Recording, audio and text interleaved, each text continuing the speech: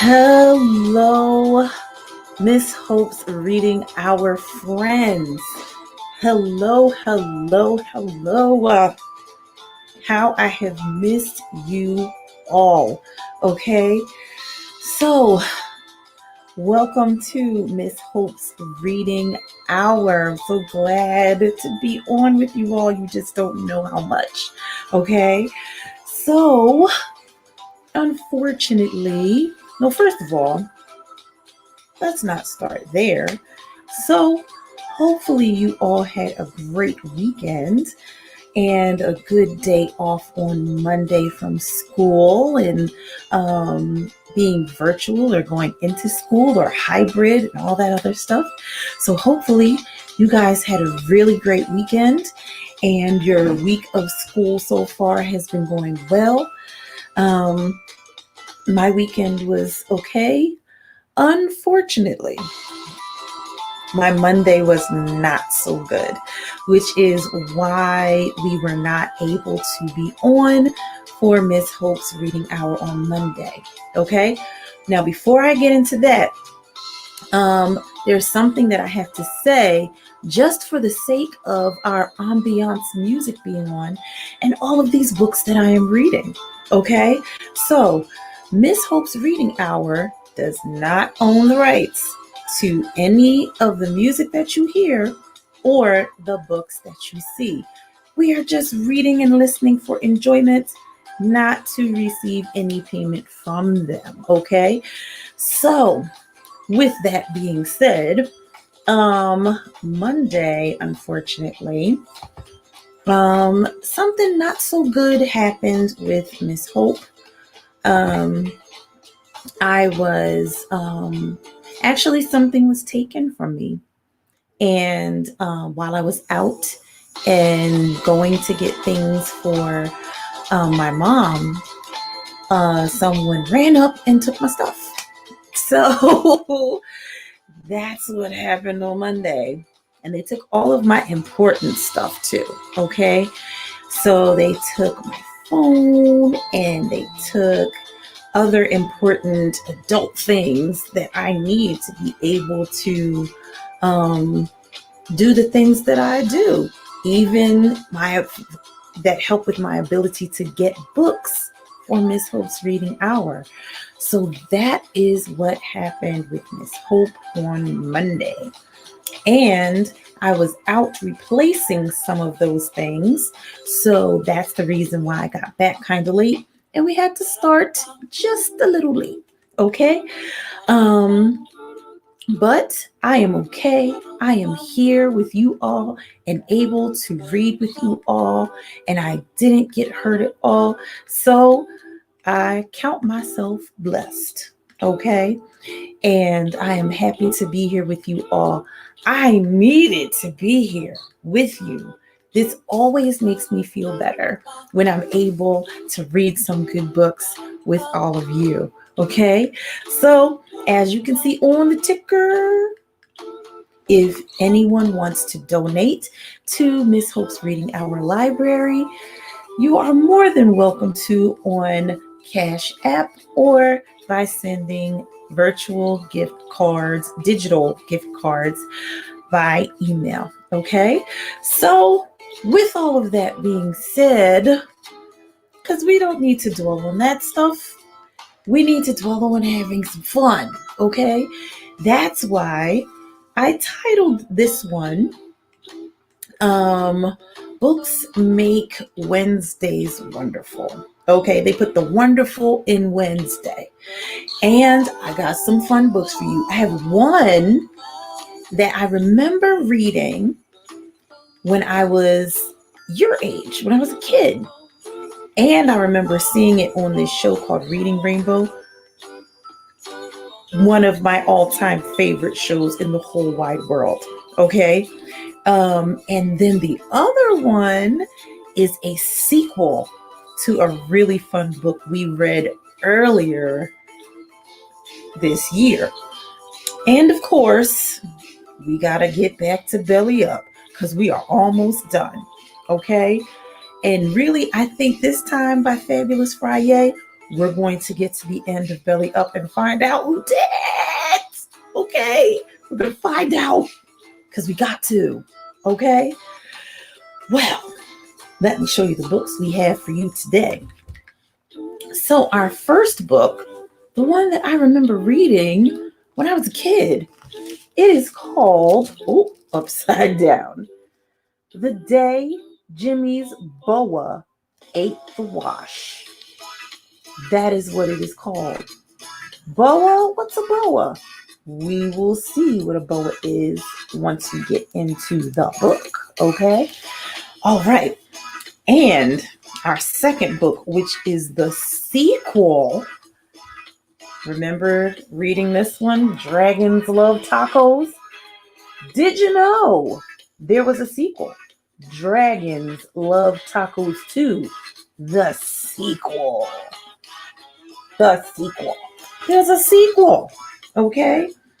And of course, we still got to find out what really happened to poor Henry and why he went belly up and who did it. That's what we got to find out, friends. Let me show you how much we have left. We're getting down to the wire and we're in a new chapter. Chapter 16, Safari Land. Okay? That's it. That's it. That's it. That's all. Okay? I do believe by Fabulous Friday, we will be done. Finito. Finished. Okay? Now let us get to our first book. The Day Jimmy's Boa Ate the Wash by Trinka Hakes Noble. Pictures by Stephen Kellogg. Now, I remember his name. He has done pictures for a lot of books that I like, especially ones from when I was younger, okay? And this book is published by Dial Books for Young Readers, a division of Penguin Young Readers Group. The Day Jimmy's Boa Ate the Wash by Trinka Hakes Noble.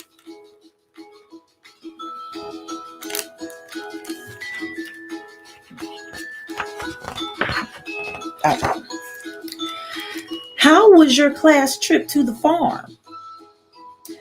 Oh, boring, kind of dull, until the cow started crying. Have you ever heard a cow cry?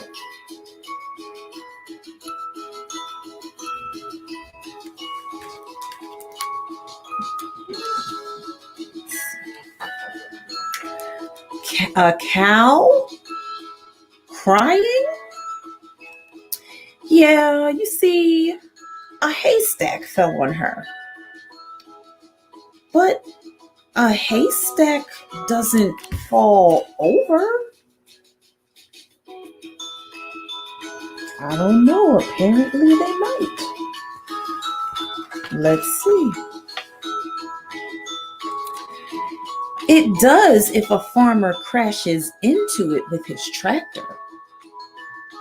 Oh, come on. A farmer wouldn't do that.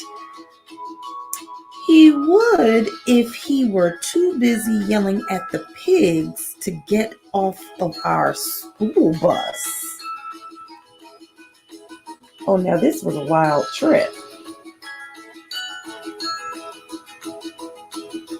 And I've been on a trip to the farm with my students. It has never, none of that has ever happened. But you never know. What were the pigs doing on the bus? Eating our lunches.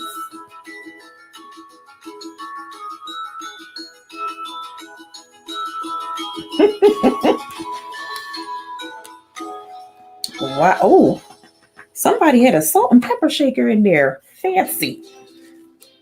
Why were they eating your lunches? Because we threw their corn at each other and they didn't have anything else to eat? Well, that makes sense. But why were you throwing corn? Because we ran out of eggs. Out of eggs? Why were you throwing eggs?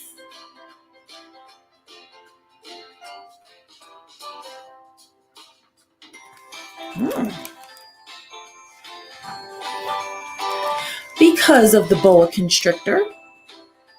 The boa constrictor? Yeah, Jimmy's pet boa constrictor. What was Jimmy's pet boa constrictor doing on the farm? Oh, he brought it to meet all the farm animals, but the chickens didn't like it.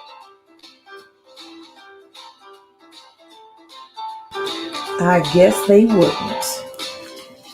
That would be kind of scary for a chicken. You mean he took it into the hen house? Yeah. And the chickens started squawking and flying around.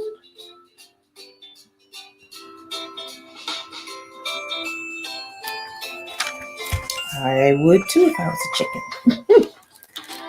Go on. What happened?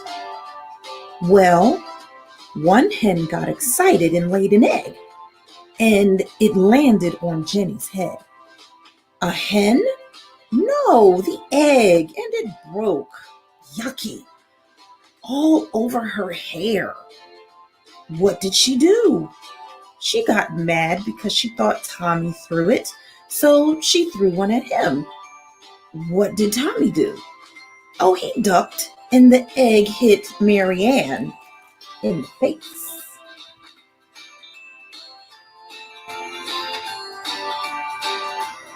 Oh.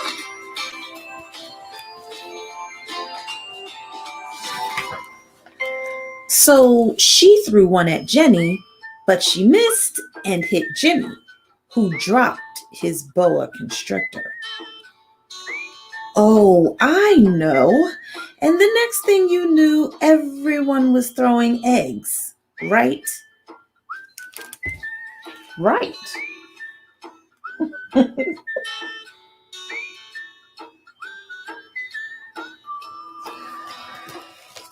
What a trip. And when you ran out of eggs, you threw the pigs corn, right? Right again. Well, what finally stopped it? Well, we heard the farmer's wife screaming. Why was she screaming?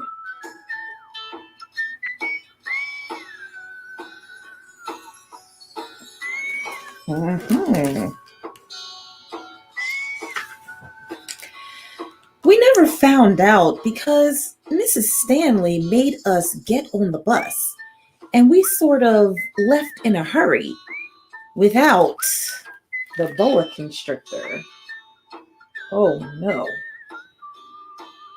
How do you forget a boa constrictor?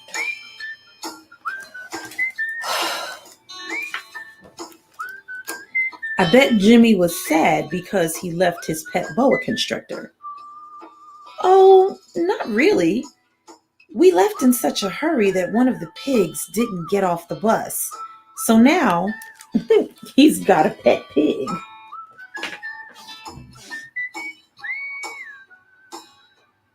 Oh, I can imagine how surprised his mother is.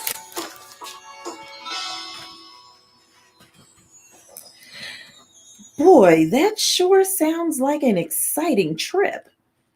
Yeah, I suppose. If you're the kind of kid who likes class trips to the farm.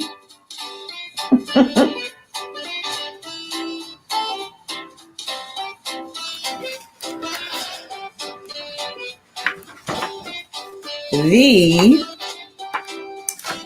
end. So check this out. Jimmy is riding boxcars with his new pig. And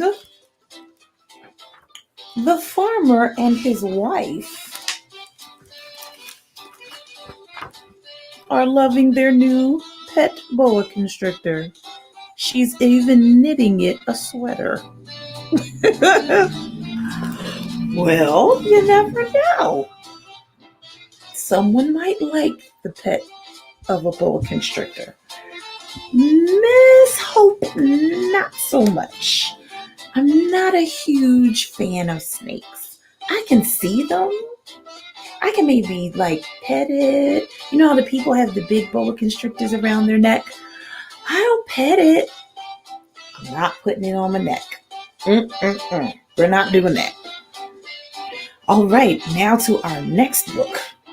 Dragons Love Tacos 2, the sequel, by Adam Rubin and Daniel Salmieri. The sequel. Did you know? The sequel.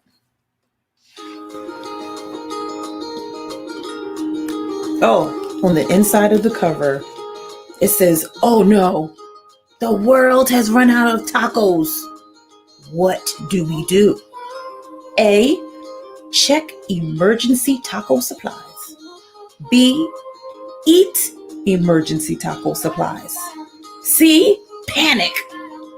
D, fire up that time machine in the garage. Or E, all of the above. We've got to save the tacos. The dragons are here to help. Just keep them away from all that spicy salsa. You remember what happened the last time. Okay? Dragons Love Tacos too. This book is also by Dial Books for Young Readers, Penguin Young Readers Group. All right. Hey kid, where are all your dragon... Oh, I'm sorry. I read that wrong. Let's start again. Hey kid, why are all your dragon friends crying? They look so sad. Ooh, and they are really crying. They are crying. Laid out on the ground crying. They are upset. Hugging each other.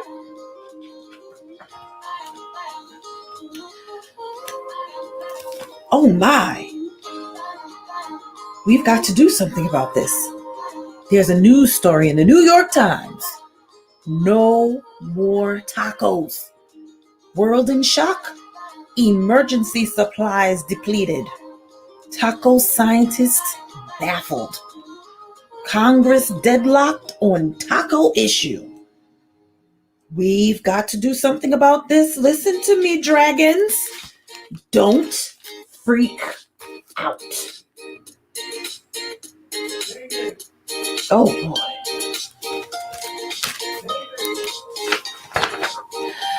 No wonder they're upset. Dragons love tacos.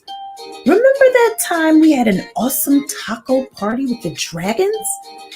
There were so many tacos, pantloads of tacos, big tacos, little tacos, beef tacos, chicken tacos. And because of a totally honest mistake, I'm not blaming anyone here. There were also some spicy tacos. Unfortunately, spicy salsa gives dragons the tummy troubles, and when dragons get the tummy troubles, well, you know what happens.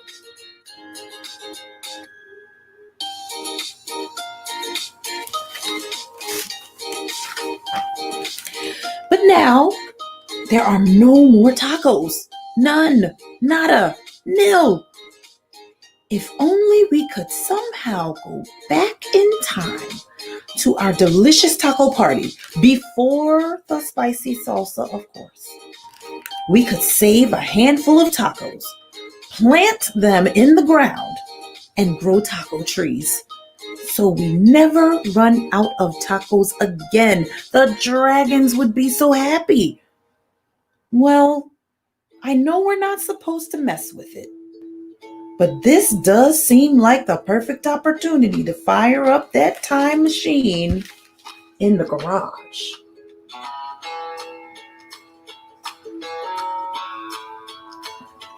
Well, if you're going to fire it up for something, might as well be the tacos.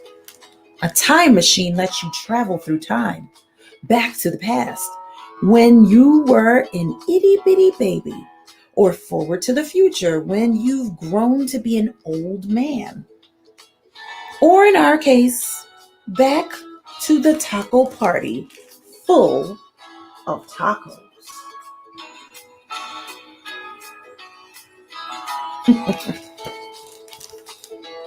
That's a huge time machine. Huge. You know what? Let's strap into this gizmo and give it a whirl. Set the dial to taco party. Ready? Set. And hey, that's you from before. Weird. Well, there are plenty of tacos here.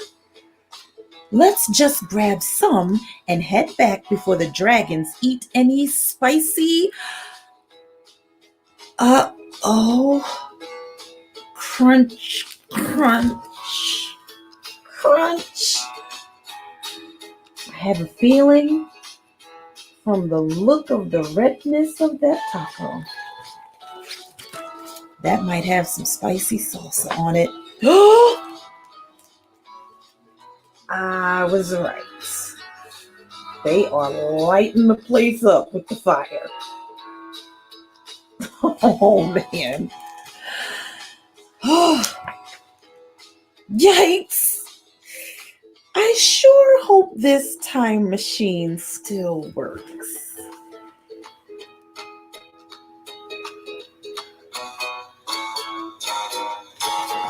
That was a lot of spicy tacos, too. Give the dial a little twist. We'll have to go a bit further back this time, before the dragons eat any spicy salsa. Ready? Set. Let's see how far they go back this time.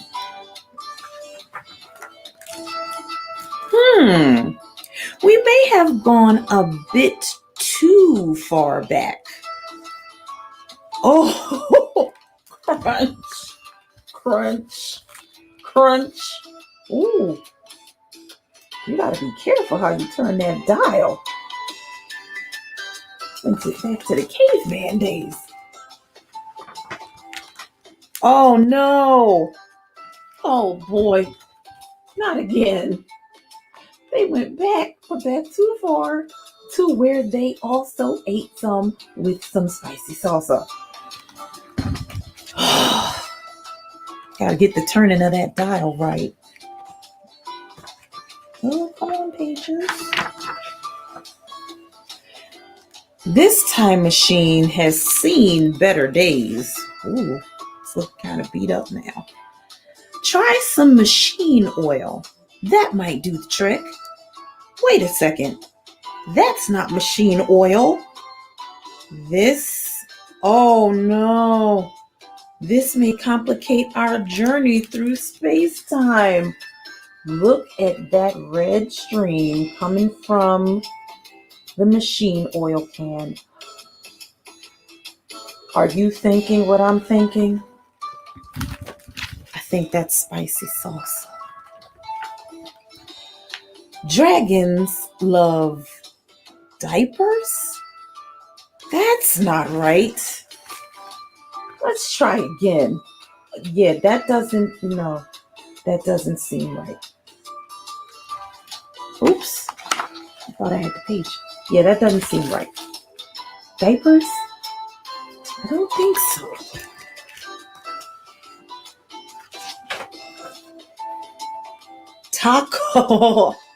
Tacos love dragons? Weird, but closer. Let's try one more time. Oh, goodness. huge tacos that love dragons. Oh boy.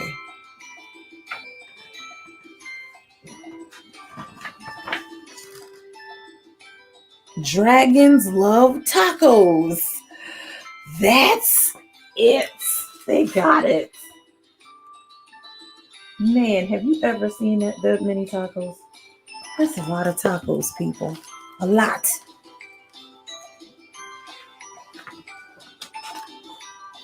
Dragons, quick!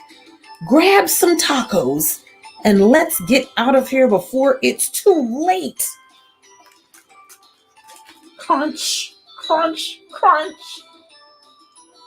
Now you gotta get out because you don't know if those are tacos with regular salsa or spicy salsa. We made it. Congratulations. Oh no. Oh, come on. Oh, they're eating the tacos. No, you can't eat the tacos. Okay, first of all, why did you take the dragons with you? You know they're going to eat the tacos. Why? Because they love them. You saved one. Whew. We'll plant a tree and have tacos forever. The dragons will be so happy. After all, dragons love diapers. Tacos. Dragons love tacos. Like, let's get it right. They love tacos. The diaper thing's a little weird, okay?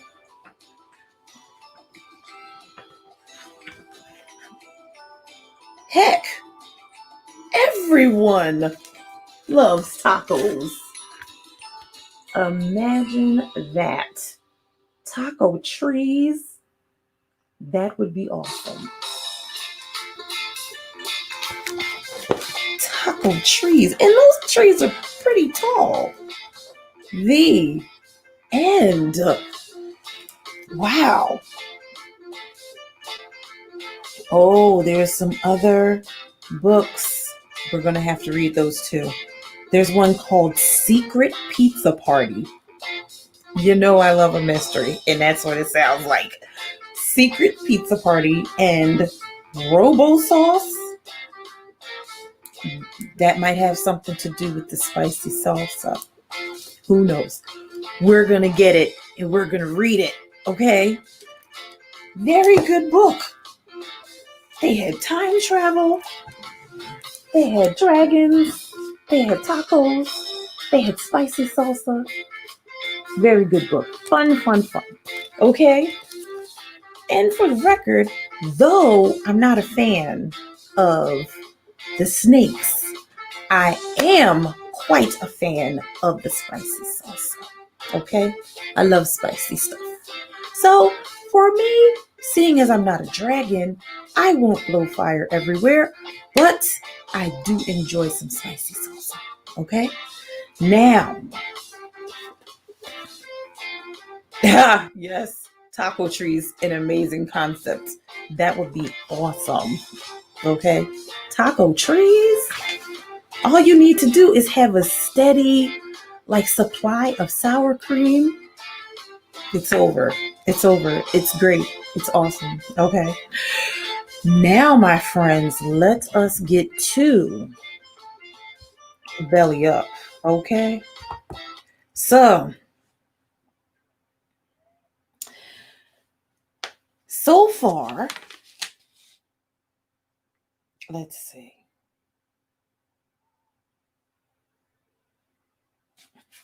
Now,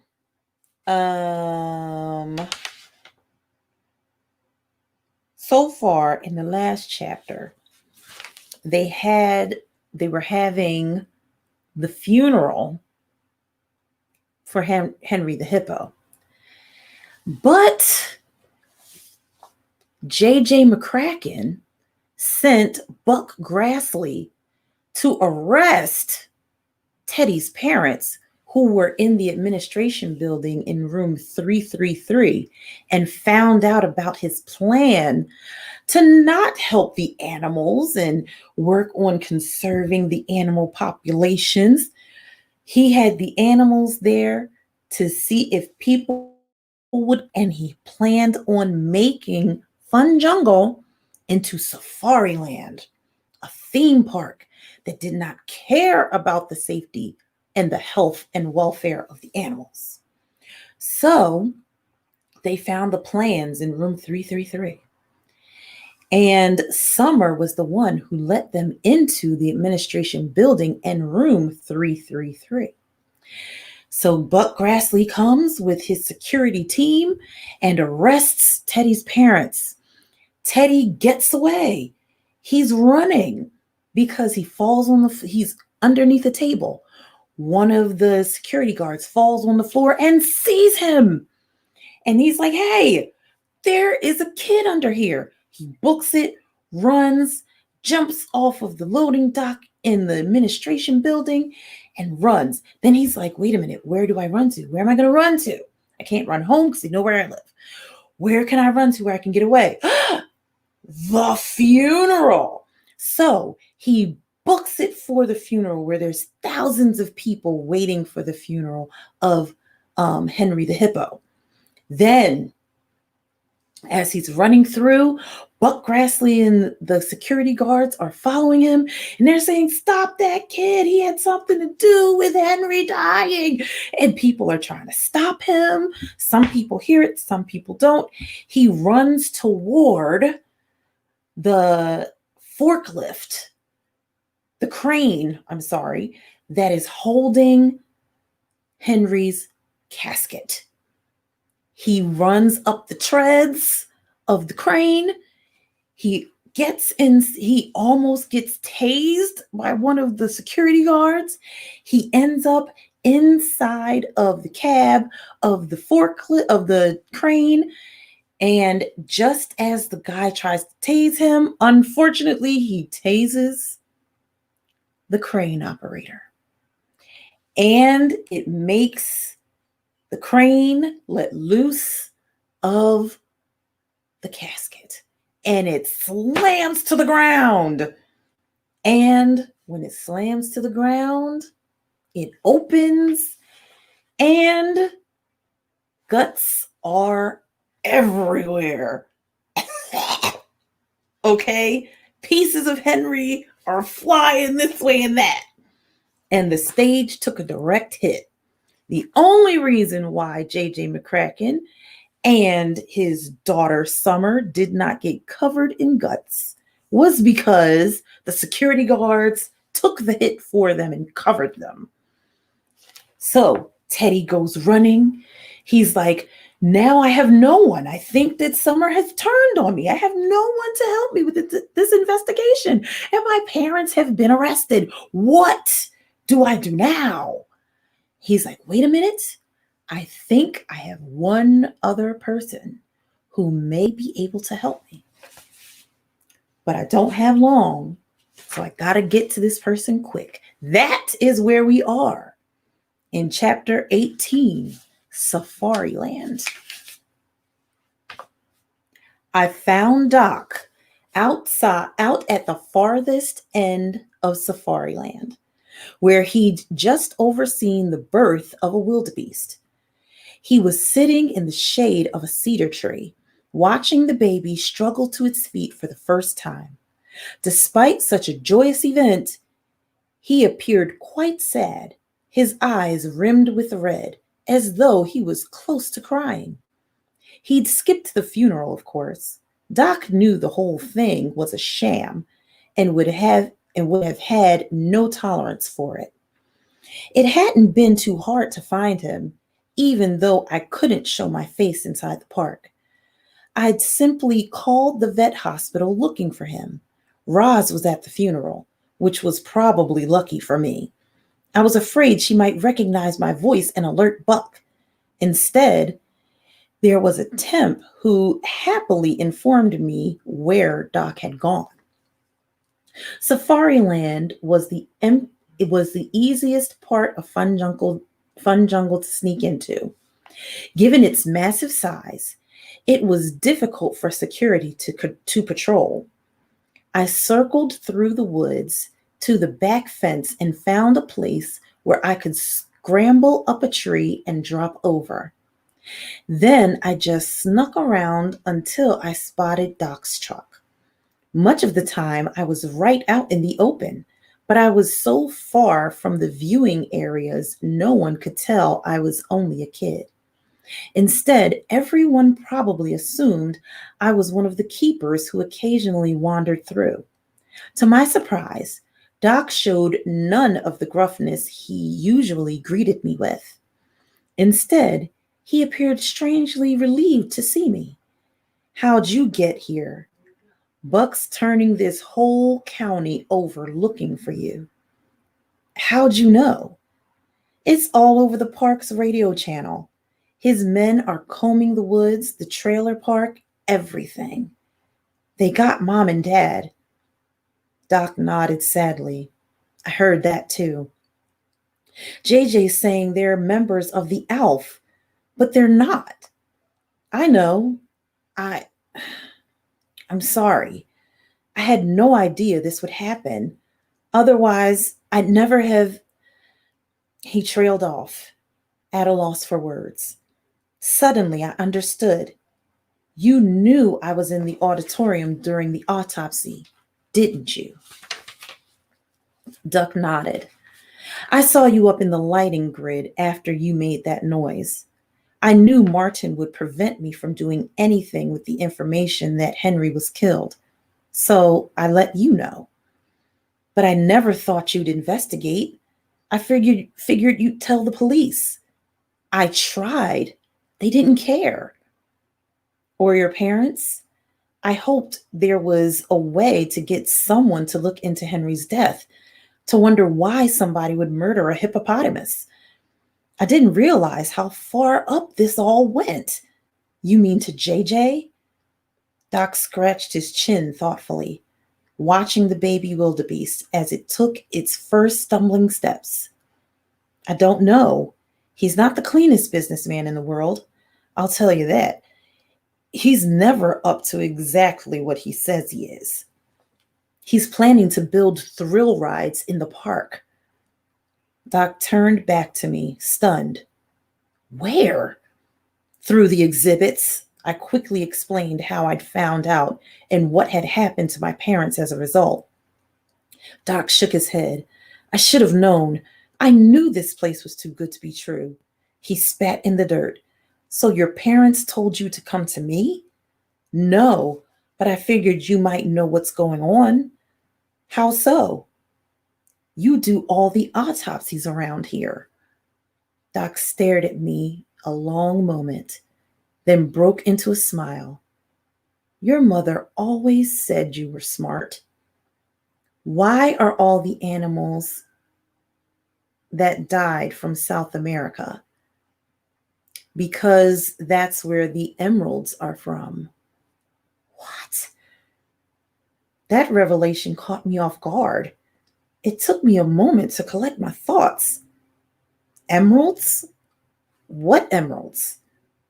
"Sorry, I should start at the beginning." Doc rubbed his eyes. He looked tired and worn out, like a man who hadn't slept in a week. Something seemed to be weighing on him.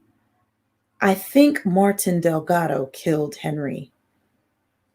Even though I'd considered Martin as a suspect before, I was still surprised to hear his name." "Why?" "Because he killed all the other animals." "All the ones from the Amazon?" Doc held up a hand, signaling me to be quiet. "I'll explain it all. Just sit and listen." I did as I was told, finding a spot of shade under the tree. Nearby, the baby wildebeest staggered to its mother and took its first drink of milk from her teats. Before Fun Jungle, Martin ran a dozen other companies for JJ, and they all made money, Doc said.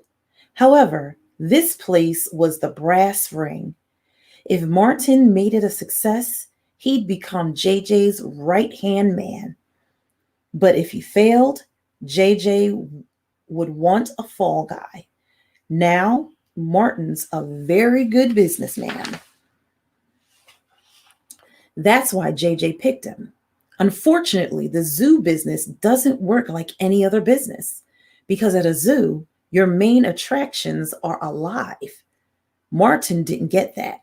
He didn't know squat about animals and didn't bother to learn. He figured they were like cars or soup or detergent. He thought he could make them do whatever he wanted, but of course, he couldn't. So he made mistakes, like choosing a hippo for a mascot. Right. Every keeper knew that was idiocy, but when they tried to protest, he didn't listen. All those mistakes started to pile up. He made dozens over the years, and each cost money. Exhibits had to be designed over and over again. Construction fell behind schedule. Animals died. The park started to hemorrhage money. Martin cooked the books to hide that from JJ, but he knew he couldn't get away with it for long. So he started looking for a way to line his pockets before he got canned. That's where the emeralds come in. My phone buzzed. I checked it and saw it was Summer calling. It was the 10th time she'd tried to reach me. I ignored the call and stuffed the phone back in my pocket. JJ owns a jewel importing business, Doc said. Martin ran it for a while, so he had contacts at the emerald mine in Venezuela. He arranged for them to smuggle stones to him and figured how to get them across the border without anyone noticing. The animals, I said. Exactly. Custom agents don't pay much attention to animals. Animals can be dangerous. The agents know enough to check their cages for contraband, but they never think to look inside the animals. Heck, they'd need an X-ray machine to do it. Martin got the emeralds inside the animals? How? The mine set up a shady animal distributor, and Martin arranged contracts with Fun Jungle. Whenever he needed a new shipment of emeralds, he sent a request for a big animal, like an anaconda or a jaguar. They'd go out, catch one in the wild, which is totally illegal, then do a little surgery, sewing a pouch of jewels inside the animal. Customs never noticed. Of course, the animals usually got sick because the surgery wasn't done right. But that didn't bother Martin. In fact, it made his job easier because when they died, he had a legitimate reason for having me cut them open to get the emeralds out rather than having to make one up. But why'd you help him? Doc wavered for a moment, as though he didn't want to admit the next part. My daughter. She's actually a member of the Animal Liberation Front. She means well, but sometimes she doesn't think things through. She was involved in that attack on the meatpacking plant last year. She managed to keep anyone from finding out she was involved, except Martin. The jerk listened in on my phone calls and overheard her. Then he blackmailed me. If I didn't do his dirty work, he'd turn Susie into the FBI. That's why you couldn't go public with the news that Henry had been killed if Martin didn't want you to? Duck nodded. I've hated every minute of this. Watching animals die for no good reason and not being able to do anything about it. It goes against everything I believe in. There's been 100 times when I wanted to call the police, but I love my daughter. Was Martin the person in the operating room that day I came there? Yes. I'm sorry for the way I treated you. I I was surprised you were there. And with the jack, no less. I probably shouldn't have taken it from you, but I panicked. I was afraid Martin would come through the door at any moment and see you. That's why I told you to talk to your parents before you did anything else. I nodded, realizing I completely misjudged Doc all along. He hadn't really been angry at me all those times. He'd only wanted me to keep my distance for my own safety. Did you keep any evidence against Martin? I asked. Tons. Doc pulled out his keychain and unclipped a portable flash drive. It's all on here. Detailed accounts, photos, everything. We need to get it to JJ. But I thought you said he was corrupt. That doesn't mean he likes people killing his animals. Once you show him that Martin's the real culprit here, he'll make sure justice is served. But your daughter? He shook his head. I can't protect her anymore. Your parents are in trouble now because of this. You're in trouble. I can't sit by and watch anymore. My daughter made her mistakes, and now she'll have to pay for them. He got to his feet, looking like it was a struggle, as though he was burdened by what he was about to do to his daughter. I almost felt bad about what I had to say next. The thing is, Doc, none of this proves Martin killed Henry. Doc paused, thinking. No, I suppose it doesn't. But I do have proof that Martin's been responsible for many other animals' deaths here. And I know he hated Henry. He always called the hippo the greatest mistake he'd ever made. He couldn't wait for him to die. He even fantasized about killing him. I recorded him in the lab one day. The audio clips are on the flash drive, too. I had to admit, it seemed like a pretty good case, although something still bothered me about it all. Before I could say anything, the sound of engines cut through the silence. The newborn wildebeest and its mother looked up, startled, while a herd of impala stampeded away in fear. 2 Land Rovers crested the rise in the distance, coming fast. I instantly knew they meant trouble. No one was supposed to drive quickly inside Safariland for fear of harming the animals. Security, Doc said. They must know you're here. He hustled me into his truck. By the time I'd buckled my seatbelt, he already had it in gear. We rocketed away in a cloud of dust. Behind us, the security Land Rovers gunned their engines and took up the chase. Okay, wait a minute. Okay. Chapter 19, The Chase. The dirt roads in Safariland hadn't been built to drive on quickly.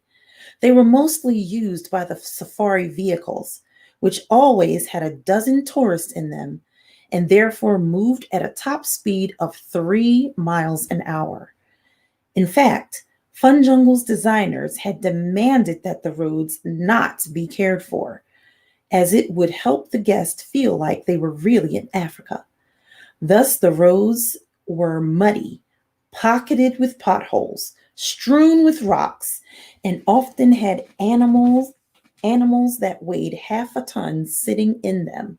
In short, it was extremely dangerous to speed on them. But that's exactly what Doc and I were doing.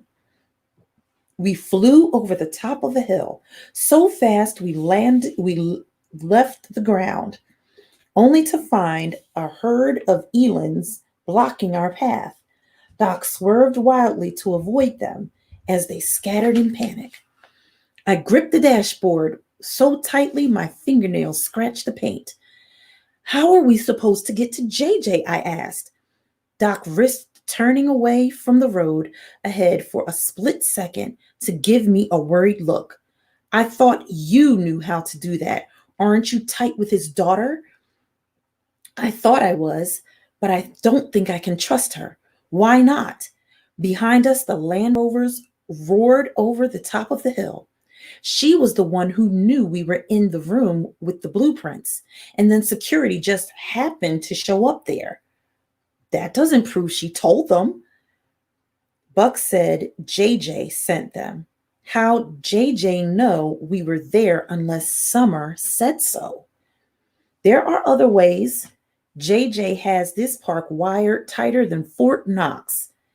How'd you think security found you in Safariland now? Summer didn't tell them that. I gritted my teeth, unsure of what to believe. It couldn't hurt to call her, Doc said. I don't see that we have many other options. Oh boy. We rounded a clump of trees to find a mother rhino with a month-old calf blocking the road. Doc slammed on the brakes, skidding to a stop only a few feet from them. The mother snorted angrily and lowered her head, aiming her horn at us. Rhinos are fiercely protective of their young and have extremely bad eyesight. Their eyes are so far to the sides of their head, they can barely see anything in front of them. The mother rhino probably couldn't tell if we were a rival rhino or a hungry lion. All she knew was we were a threat. Hold on, Doc said. This could get hairy. He threw the truck into reverse and punched the gas. The rhino charged. Despite the fact that it was an despite the fact it's as aerodynamic as a cinder block, a rhino can run up to 35 miles an hour. The speed of our truck in reverse on that crummy road was less than that. We jounced along backward, Doc trying to steer over his shoulder while the rhino churned toward us, ready to do damage. I could hear security's Land Rovers on the other side of the trees. Doc suddenly cut to the right.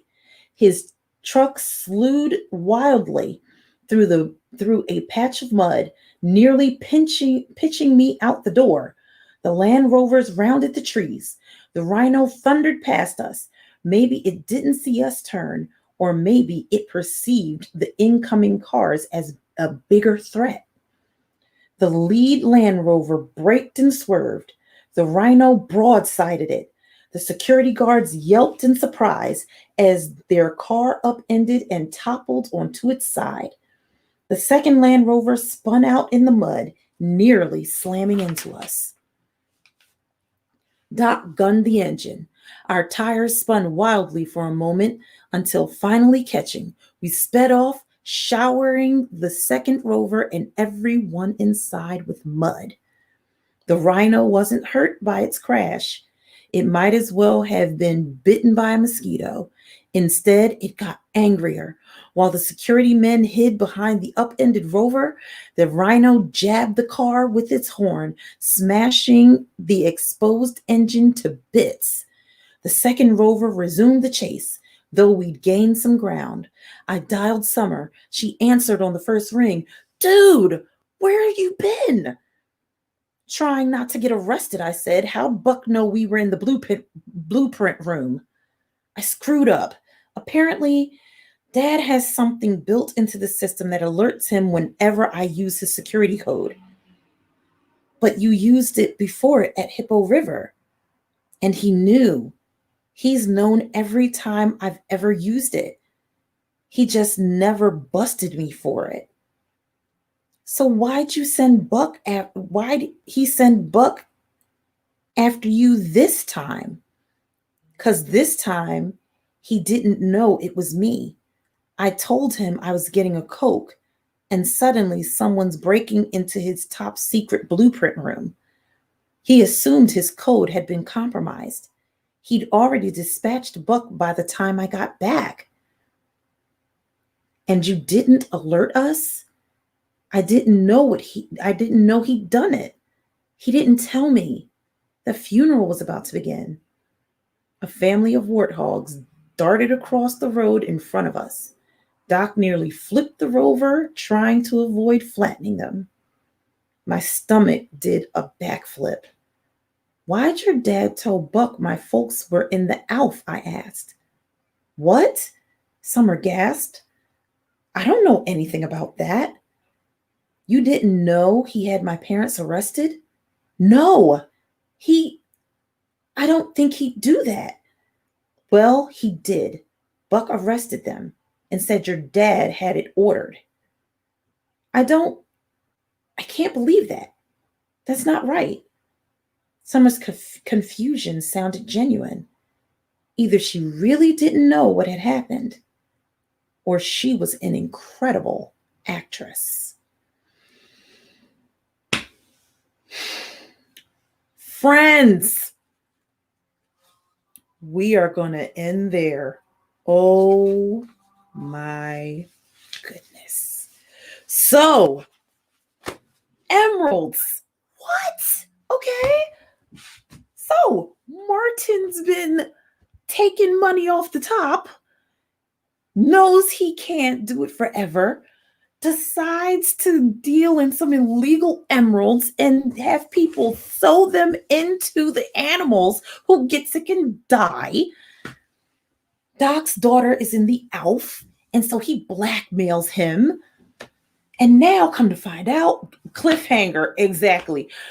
Now we find out that Summer really doesn't know all that Teddy thought she knew. So we still do not know who killed Henry the Hippo.